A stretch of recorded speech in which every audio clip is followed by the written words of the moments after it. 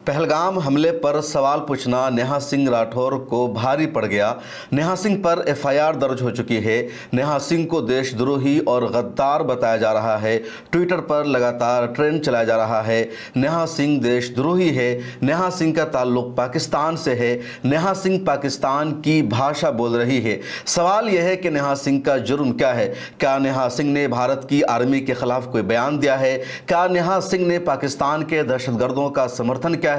क्या नेहा सिंह ने एजेंसियों के खिलाफ किसी तरह की जुबान इस्तेमाल की है? नहीं, बल्कि नेहा सिंह ने पहलगाम टेरर अटैक पर सवाल सरकार से पूछ दिया, जो सवाल मीडिया को पूछना था, जो सवाल जर्नलिस्ट को पूछना था। जब जर्नलिस्ट ने सरकार की तारीफ की और इस हमले पर सवाल नहीं उठाया, सरकार से, हुकूमत से सवाल नहीं पूछा, तो नेहा सिंह जो एक एक्टिविस्ट है, जो एक शायरा है, जो एक गायिका है, वो सामने आती है और सोशल मीडिया का इस्तेमाल करती है, सरकार से सवाल पूछती है। और उसने पिछले दिनों एक वीडियो जारी करके कहा, पहलगाम हमले का फायदा बिहार इलेक्शन में उठाया जाएगा।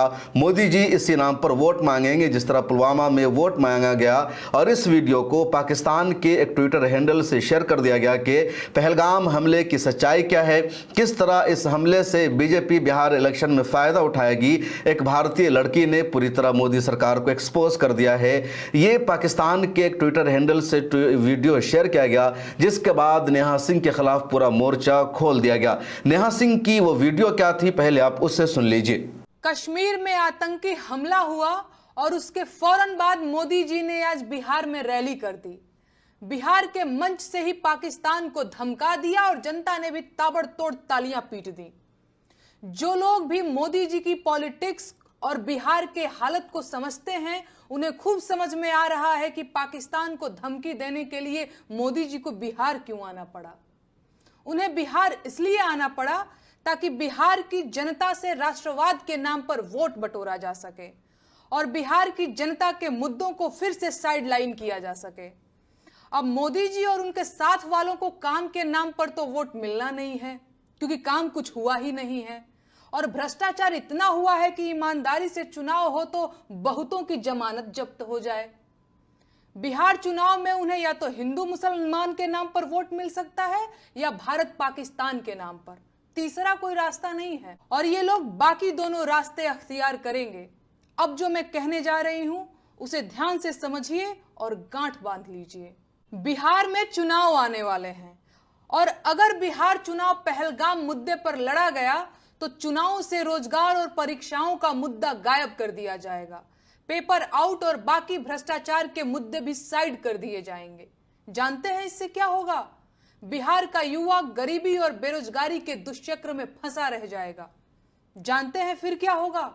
वो प्रवासी मजदूर बनने की राह पर आ जाएगा और फिर सूरत, अहमदाबाद, पंजाब, मुंबई जैसे शहरों को सस्ता लेबर मिलेगा। अगर बिहार का युवा देश भर में मजदूर बना फिर रहा है तो ये ऐसे ही नहीं हो गया है। एक पूरा का पूरा सिस्टम, एक दुष्चक्र तैयार किया गया है कि बिहार का युवा गरीबी और बेरोजगारी में इस कदर उलझा रह जाए कि मजदूरी ही उसे अपना भविष्य नजर आने लगे। यह दुष्चक्र साल दो साल में नहीं रचा गया है, दशकों लगे हैं। बड़े बड़े हाकिमों का दिमाग लगा है इसमें, तब जाकर बिहार के अच्छे अच्छे अभिमन्यु दिल्ली, बंबई, सूरत में गार्ड बनकर गालियां खा रहे हैं।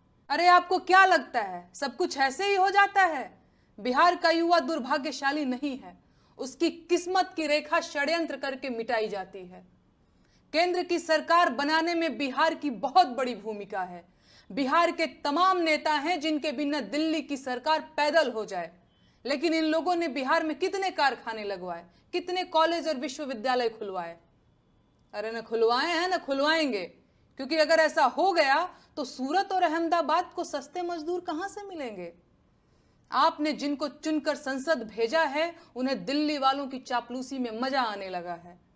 बिहार का चुनाव पूरी ताकत लगाकर पहलगाम की ओर मोड़ा जाएगा और मोदी जी ने आज रैली भी कर दी है और बिहार चुनाव से बिहार के जरूरी मुद्दों को भारत पाकिस्तान के विवाद से दबाने की शुरुआत भी कर दी है। आपको सतर्क रहना है, अपने मुद्दे को उठाते रहना है और इस बार मूर्ख नहीं बनना है। मेरा काम आपको सावधान करना है, मैं करती रहूंगी। आपका काम अपना बचाव करना है, आप कीजिए। तो आपने नेहा सिंह की इस वीडियो को सुना। इसी वीडियो के बाद नेहा सिंह को लगातार ट्रोल किया जा रहा है, नेहा सिंह पर सवालात उठाए जा रहे हैं। लखनऊ में नेहा सिंह के खिलाफ एफआईआर भी दर्ज हो गई है। नेहा सिंह ने खुद ट्विटर पर जानकारी दी और एक ट्वीट करके लिखा, मेरे ऊपर लखनऊ में एफआईआर दर्ज हो चुकी है, क्या कोई वकील मेरी मदद कर सकता है? मेरे पास वकील की फ़ीस देने के लिए पैसा भी नहीं है। मेरे ICICI बैंक अकाउंट में सिर्फ 519 रुपये हैं, जिसमें से 500 रुपये तबला वाले वादक को देकर मैं नया गाना रिकॉर्ड करवाऊंगी। ये नेहा सिंह का ट्वीट है जिसमें उसने अपने एफआईआर की जानकारी दी। उसके बाद नेहा सिंह ने एक और ट्वीट किया, अपनी फ़ोटो शेयर की और उसमें नेहा सिंह ने लिखा, सरफरोशी की तमन्ना अब हमारे दिल में है, देखना है जोर कितना बाज़िवे कातिल में है। और हैशटैग नेहा सिंह ने इस्तेमाल किया, बिहार इलेक्शन के पहलगाम हमले का बिहार इलेक्शन में फ़ायदा उठाया जाएगा।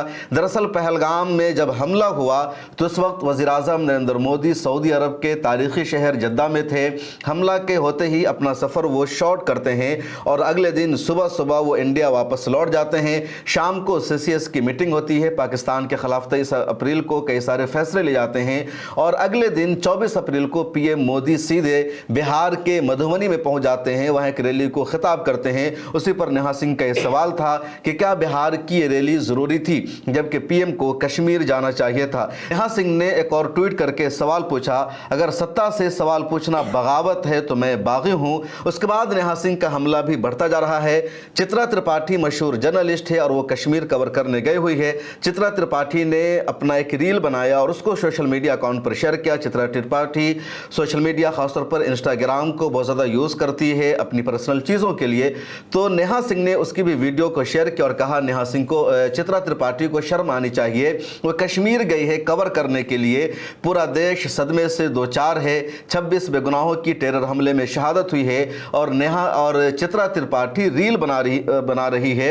उसके जवाब में चित्रा त्रिपाठी ने भी नेहा सिंह पर हमला कर दिया और नेहा सिंह की उस वीडियो का स्क्रीनशॉट शेयर किया जिसको पाकिस्तान के ट्विटर हैंडल से शेयर किया गया और कहा चित्रा त्रिपाठी ने कि नेहा सिंह पाकिस्तान की भाषा बोलती है, नेहा सिंह की जो भाषा है पाकिस्तान को सूट करती है, नेहा सिंह गद्दार है और देश को ऐसे लोगों से खबरदार रहना चाहिए। नेहा सिंह ने लगातार बीजेपी पर भी हमला किया और एक और ट्वीट नेहा सिंह ने अनुराग ठाकुर का शाहिद अफरीदी के साथ शेयर किया और कहा कि शाहिद अफरीदी जो भारत की फौज के खिलाफ बोल रहा है, जो भारत के खिलाफ बदजुबानी कर रहा है, उसके साथ अनुराग ठाकुर बैठे हुए हैं, दोनों एक साथ बैठकर मैच को एंजॉय कर रहे हैं और गद्दार मुझे कहा जा रहा है, मुझ पर इल्ज़ाम लगा रहा है।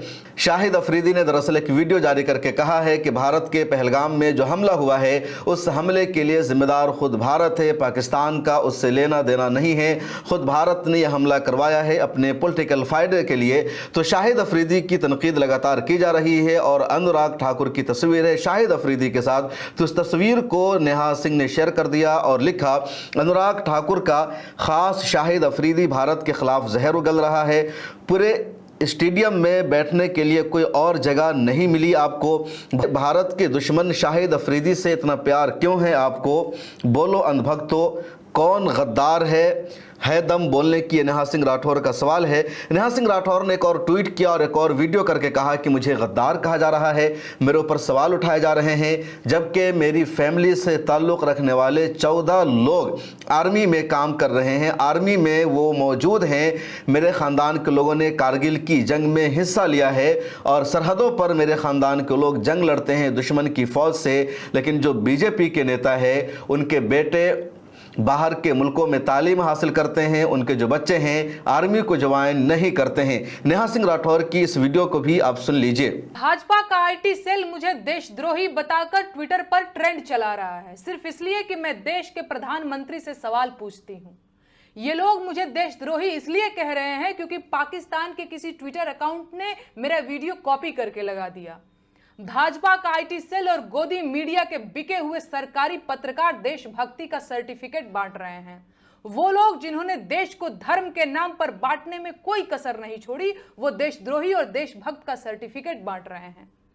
मैंने आज तक कभी नहीं बताया, कहना जरूरी नहीं समझा, लेकिन आज जब बात मेरी देशभक्ति पर आ गई है तो जान लीजिए मेरे परिवार और खानदान के कुल मिलाकर 14 लोग भारतीय सेना और अर्धसैनिक बलों में अपनी जान दांव पर लगा चुके हैं। मेरा अपना सगा भाई अभी भी छत्तीसगढ़ के जंगलों में नक्सलियों से लड़ रहा है। मेरे अपने सगे चारों मामा आर्मी में अधिकारी रहे हैं, जिनमें से 2 लोग कारगिल की जंग लड़ चुके हैं। चाहे थल सेना हो या वायु सेना, मेरे भाई आज भी देश की सेनाओं में हैं और ये 2-2 रुपए के ट्रोल आईटी सेल वाले मुझे देशद्रोही कह रहे हैं। इनकी हिम्मत कैसे हुई? है औकात तो जाकर उससे सवाल पूछो जिसने देश को 10 साल में आतंकवाद से मुक्त कराने की बात कही थी। कहां गई उनकी 56 इंच की छाती? मुझे देशद्रोही कहेंगे ये बिके हुए लोग। कितने नेताओं के अपने बच्चे फौज में हैं, बताओ गिन के? पूरी भाजपा के नेताओं के जितने बच्चे फौज में होंगे उससे ज्यादा तो मेरे अपने रिश्तेदार और परिवार के लोग सेना में जान दांव पर लगा चुके हैं। अरे आज मैं कहूंगी कि देश का मेन स्ट्रीम मीडिया देश का गद्दार है, क्योंकि उसने कभी सरकार से सवाल नहीं पूछा और सरकार को मनमानी करने दी। वो पूछें या ना पूछें, मैं बार बार पूछूंगी कि पहलगाम में 2000 सैलानियों के लिए सुरक्षा की व्यवस्था क्यों नहीं थी? कौन जिम्मेदार है इसका? आतंकी हमले के बाद बिहार में रैली करना इतना जरूरी था? भाजपा का आईटी सेल देश का गद्दार है, क्योंकि उसने देश को हिंदू मुसलमान में बांटने की कोशिश की। है कोई जवाब? देशद्रोही कहेंगे ये मुझे। अब सच्चाई यह है, हकीकत यह है कि पहलगाम में जो हमला हुआ वो हमला पाकिस्तान ने कराया। पाकिस्तान से दहशतगर्द आए थे, लोकल लोगों का भी कुछ न कुछ सपोर्ट रहा होगा। उस हमले के बाद मीडिया ने सवाल नहीं पूछा, सहाफ़ियों ने सवाल नहीं पूछा, अपोजिशन पार्टियों ने सरकार से सवाल पूछा और नेहा सिंह राठौर आती है, सोशल मीडिया का फ़ायदा उठाती है और सवाल पूछना शुरू कर देती है। और जब नेहा सिंह के सवालों का जवाब नहीं दिया जाता है तो बल्कि नेहा सिंह को टारगेट करना शुरू कर दिया गया, जबकि ऑल पार्टीज मीटिंग में खुद हुकूमत ने भी तस्लीम किया कि सिक्योरिटी में चूक हुई है, सुरक्षा में कमी थी। कई बच्चों ने सवाल उठाया, वहां जो लोग मौजूद थे उन सब ने सवाल उठाया कि पहलगाम जो हसास एरिया है, सेंसिटिव एरिया है, वहां पर विजिटर्स बड़ी तादाद में मौजूद थे और वहां आर्मी नहीं थी। पहलगाम हमले के जवाब में अब तक सरकार ने किया क्या है? मेरे ऊपर एफआईआर। सरकार मेरे ऊपर एफआईआर करवाकर असली मुद्दों से ध्यान भटकाना चाहती है। क्या ये बात समझना इतना मुश्किल है? अरे दम है तो जाइए आतंकवादियों के सिर लेकर आइए। अपनी नाकामी का ठिकरा मेरे कपार पर मरने की कोई जरूरत नहीं है। जैसे लोकतंत्र में एक एक वोट जरूरी होता है, वैसे ही एक एक सवाल भी जरूरी होता है। और सरकार को सारी दिक्कत मेरे सवालों से है, इसीलिए वो मुझसे सवाल पूछने से रोकना चाहते हैं। असली सवाल ये है कि पहलगाम हमले के जवाब में आपने अब तक किया क्या है? कितने आतंकवादियों के सिर लेकर आए आप? देश ने आपको पाकिस्तान जाकर बिरयानी खाने के लिए चुना था क्या? है कोई जवाब? दरअसल नहीं है। बस हर सवाल के जवाब में नोटिस भेज दो, एफआईआर करवा दो, गालियां दिलवा दो, नौकरी छीन लो, अपमानित कर दो, डरा दो। इसे आप राजनीति कहते हैं? अगर ये राजनीति है तो फिर तानाशाही क्या है? मैं इस देश की जनता से पूछना चाहती हूं, क्या यही पाने के लिए आपने वोट दिया था कि सवाल पूछने पर आपको देशद्रोही और गद्दार कह दिया जाए? भाजपा देश नहीं है, प्रधानमंत्री भगवान नहीं है। लोकतंत्र में आलोचना तो होगी, सवाल भी पूछे जाएंगे। मेरे सवालों से इतनी दिक्कत है तो सत्ता छोड़कर विपक्ष में आ जाइए, सवाल नहीं पूछूंगी तब मैं। ये बात 100% सही है कि मैं मोदी जी से सवाल पूछती हूं और उनकी आलोचना करती हूं। जब तक मोदी जी देश के प्रधानमंत्री रहेंगे, मैं तब तक उनसे सवाल पूछती रहूंगी और उनकी आलोचना करती रहूंगी। मैं उनसे सवाल क्यों न पूछूं? मैं उनकी आलोचना भी क्यों न करूं? सत्ता में बैठे हैं तो सवाल तो होंगे ही, आलोचना भी होगी। देश का मीडिया उनसे सवाल नहीं पूछेगा तो क्या उनकी जवाबदेही खत्म हो जाएगी? मैं तो सवाल पूछूंगी कि पहलगाम में 2000 पर्यटकों की सुरक्षा के लिए वहां क्या व्यवस्था थी? आतंकी हमले में घायल लोगों को तुरंत एम्बुलेंस क्यों नहीं मिली? चापलूसी आप कीजिए, मैं तो सवाल पूछूंगी। बिना रेड कारपेट बिछाए आतंकी हमले में मारे गए लोगों को श्रद्धांजलि नहीं दी जा सकती थी क्या? मैं ये भी पूछूंगी कि आतंकी हमले के तुरंत बाद मोदी जी बिहार में रैली क्यों कर रहे थे? पाकिस्तान के खिलाफ दहाड़ने के लिए उनको बिहार आने की क्या जरूरत थी? बिहार का चुनाव बिहार के मुद्दे पर ही होना चाहिए। अगर ऐसा नहीं हुआ तो बेरोजगारी और पेपर लीक जैसे मुद्दों को किनारे कर दिया जाएगा। मैं आईटी सेल के फर्जी प्रोपेगेंडा से डरने वाली नहीं हूं। आईटी सेल चाहे मुझे गालियां दे या देशद्रोही का नारा लगाए, अपने देश की सरकार से सवाल पूछने का अधिकार मुझे अपने ही देश के संविधान से मिला है और मैं सवाल जरूर पूछूंगी। मेरे सवालों से दिक्कत हो तो बताइए मेरे सवाल कहाँ गलत हैं। पार्टी सरकार नहीं है, सरकार देश नहीं है और प्रधानमंत्री भगवान नहीं है। मैं अपने देश से प्रेम करती हूं और मेरा देश प्रेम मुझे सरकार से सवाल करना सिखाता है, चापलूसी करना नहीं। जय हिंद, जय भारत। अब नेहा सिंह को सवाल पूछने की वजह से निशाना बनाया जा रहा है, टारगेट किया जा रहा है, लेकिन नेहा सिंह राठौर का साफ कहना है कि मैं डटी रहूंगी, मैं पीछे नहीं हटूंगी। अगर सवाल पूछना बगावत है, गद्दारी है तो मैं बागी बनकर दिखाऊंगी, लेकिन मैं अपना फर्ज निभाती रहूंगी। नेहा सिंह के हवाले से आपकी क्या राय है? नेहा सिंह के विचारों के बारे में आपका क्या कहना है? कमेंट सेक्शन में जरूर लिखिए।